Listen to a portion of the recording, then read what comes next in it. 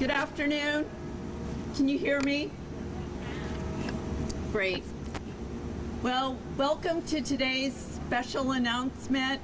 My name is Kay Simpson. I am the president of the Springfield Museums. And I just wanted to start out by saying, I think everyone is aware of the very dramatic impact that COVID-19 has had on our economy. It's really devastated small businesses and certainly the entire tourism industry, including cultural organizations like museums, are really suffering. Before the pandemic, our museums were booming. After we opened the Amazing World of Dr. Seuss Museum in 2017, our attendance doubled. And by the beginning of 2020, our visitation was actually increasing. And then suddenly, COVID-19 emerged as a major public health crisis, and we had to shut down the museums. Well, I will tell you, our museums are more than 160 years old. We have never in our history been closed to the public. It was shocking. When we did reopen, it was after we had made many expensive renovations to our museums so they would be safe for visitors and for our staff. But still, we were operating at limited capacity for a year. So naturally, that had a very negative impact on our revenue from ticketed admissions, the museum store, and all of our programs. So we were very fortunate that help was on the way from the federal government. Support from the CARES Act that went to agencies that provide funding to organizations like the Springfield Museums made it possible for us to keep our doors open. And now continued support through the American Rescue Plan is giving us a lifeline. So thanks to the tireless work of Congressman Richard Neal and his colleagues, we are able to accept today's grant. But I wanted to say, before I talk about that actual award, that in fact, there were a round of awards that were announced earlier in the summer, and we were not included in those. So the Congressman's office made contact with us and said, why haven't you applied for this funding? So of course, we quickly responded. We submitted an application, and I will tell you, within a couple of weeks, not only did we know that we had received the money, it was actually wired to us. So it was with incredible excitement that we found, and we are making public today, the fact that we have received $1,200,000 from the Shuttered Venue Operator Grant opportunity. So everyone, just give us a round of applause. We are so excited. This money is going to make it possible for us to bounce back from this pandemic and sustain our operations. So again, many thanks to Congressman Richard Neal. He's well known to many of us as a champion of Springfield and the entire region. Congressman Richard Neal represents the 1st Congressional District of Massachusetts in the United States Congress and serves as the chair of the very powerful House Committee on Ways and Means. Amid the COVID-19 pandemic, Congressman Neal and the Ways and Means Committee has worked very hard to bring relief to the American people and American businesses. The funds that we are celebrating today come from the American Rescue Plan, which he helped to create. So now, please give a very warm Springfield Museums welcome to Congressman Richard Neal so he can share his comments with us. Thanks, Kay, very much, and thanks to Representative Williams and Representative Gonzalez, and we're going to hear a few moments from Bob Nelson, who's been terrific to work with at the Small Business Administration. So the poet reminds us that time is famous for its irony. If we were here a year ago, America lost 22 million jobs. Everything was shuttered. It was not about malfeasance, it was not about corruption, it was about what the Bible calls pestilence. The first pandemic of its scope in more than a century. And the federal government acted. And I want to say that Speaker Pelosi and I, along with Secretary Mnuchin at the time of Treasury, we wrote the CARES Act in about 8 days. 8 days in her office. We went back and forth because we understood the speed with which this had to be accomplished. And then we did the HEROES Act in December, which also provided very important support to many institutions across the country. And just a bit of humor, the former president didn't like the name, so having been at it for a long time like me, I said, okay, let's just change the name so that we can make it happen. And we did. And then with the new president, we authored at the Ways and Means Committee $1 trillion of the $1.8 trillion that the president asked for, and it was called the President's Rescue Package, and it has worked extraordinarily well based on a new jobs report tomorrow that is likely to again show huge economic investment, but most importantly, a sense of optimism as we continue to combat this dreaded pandemic and the variant that accompanies it.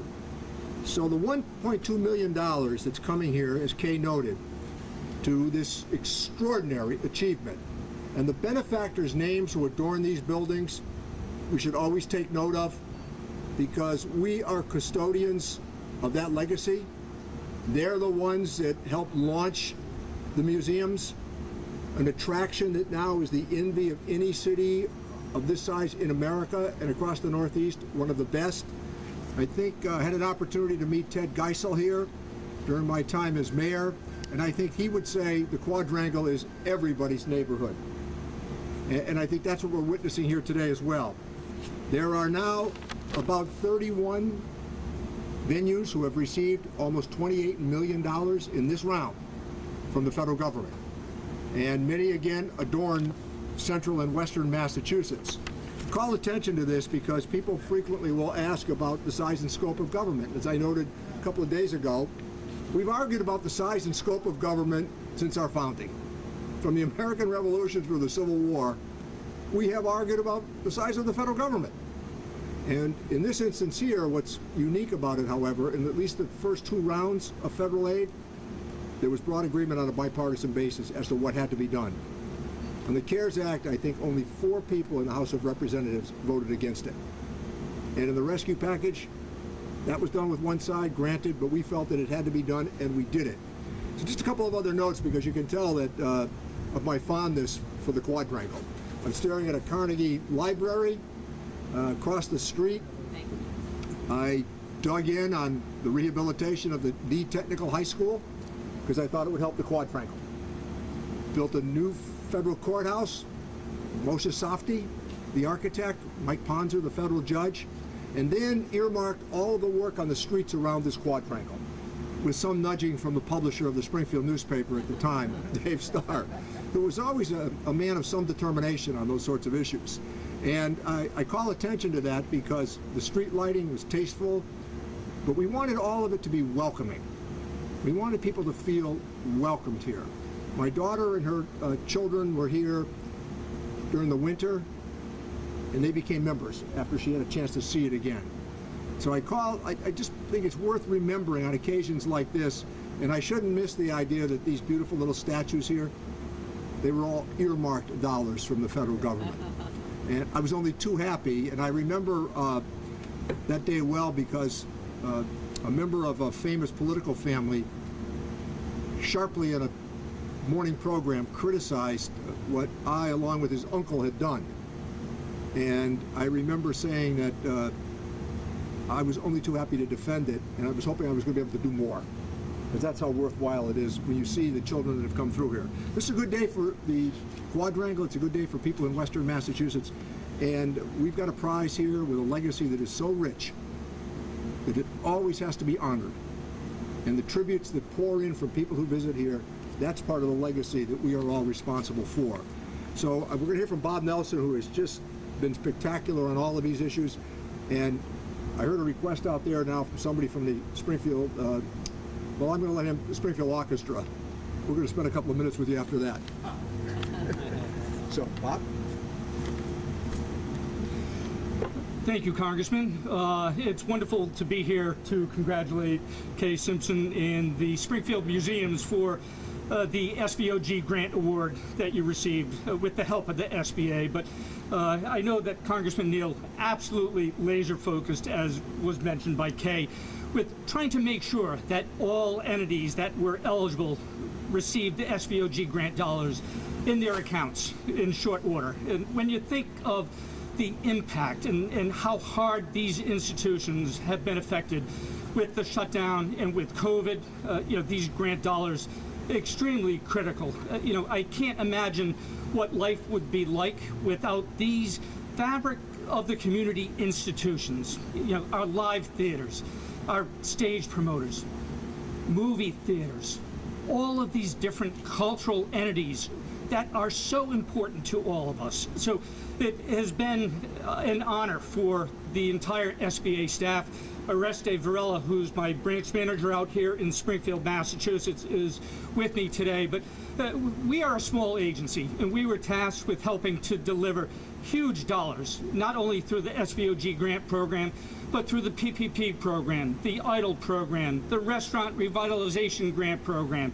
And I can tell you that we're all public servants, and we have absolutely met the challenge when I look at the number of institutions and the dollars that we've been able to help.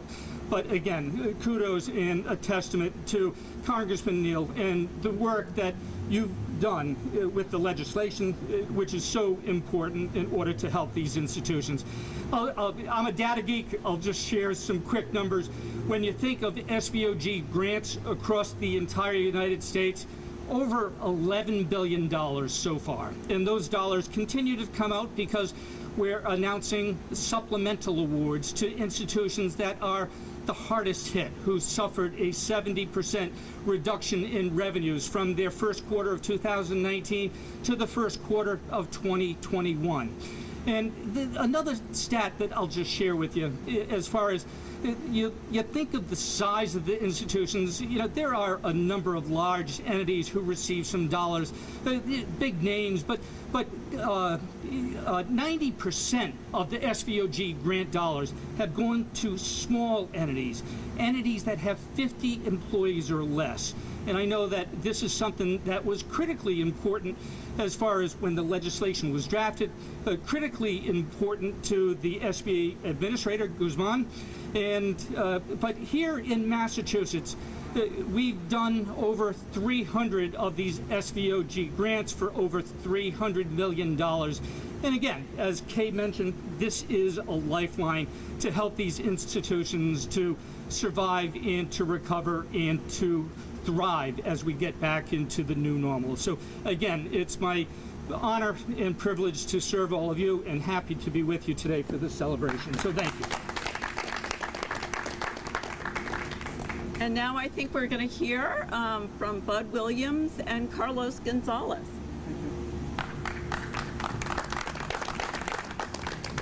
Thank you. What a wonderful day for the Pioneer Valley in the city of Springfield. But when Richie referenced his kids taking membership, my mind reflected back when we as young people growing up on north end of Springfield, which Chestnut, north, under the underpath, that became the north end. But this was always a treasure for us. I remember coming to the planetarium as in elementary school. Always important to the city, but there are two individuals I want to recognize and honor.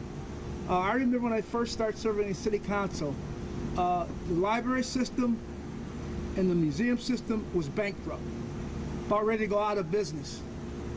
And we had a proposition override, and we worked very hard. Those two individuals who really led the charge, Lyman Woods and David Starr. Let's give them a hand. Let's give them a hand. They worked hard, put their own money in, and Peter Picknelly, Sr., all of those gentlemen and other folks within the community, they saved this system, and look at it now. Look at it now. Congressman, I don't know how you do it. Tremendous asset for the country and for the Valley, and especially for the city of Springfield. We really appreciate you, what you've done and what you have meant to the city. One last point. I've traveled all over the country. I've attended museums, the African American Museum, the Heritage Museum. All of them cost. These 5 museums in the city of Springfield are free to each and every citizen in this city. That's a wonderful achievement. That's not done anyplace else, to my knowledge, Kay, all over the country. I believe we've done it. That's important. Young people, the school system, have an opportunity to come. And we're going to push this as soon as you open. Carlos Gonzalez and myself were talking today. We're going to really make this work. You've done the right thing. And last but not least, former Senator Brian Leeds, who worked so hard on pulling things together for the museum. So, Congressman, thank you. We appreciate you. I think that check kept trying to blow away. I don't know what that meant. But thank you, and Small Business Association, thank you also. Thank you. I'll take that. I think Buddy said it all, but again, a tribute to Congressman Neal. It's always a pleasure to have you back here in Springfield, because you're always over there in Washington fighting for us, fighting for Springfield, and to those who led that fight to keep these buildings operable, to your team, okay? It's a tribute, because from one generation moving to that next generation is critical and important. As we know, the demographic of Springfield continue to change, and these museums will be here for that next community to be able to learn and grow and develop through it. So education is a guiding light that will carve a tunnel of hope, but the arts is the heart and soul of any city, of any vibrant city, and these museums are the heart and soul of Western Mass. So we thank you for your continued success. We look forward to continue bringing more resources to the city of Springfield and Western Massachusetts and throughout the state of Massachusetts. Congressman Neal, it's a pleasure to have you as our congressman, as the chairman of Ways and Means, pero un gran amigo. Muchas gracias. Thank you for your leadership.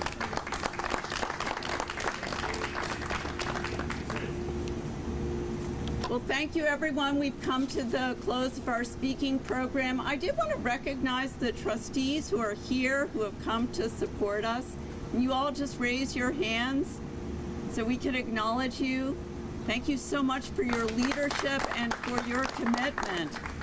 And thank all of the elected officials, Congressman Neal, and just for being here to celebrate this momentous moment. This is a really big check.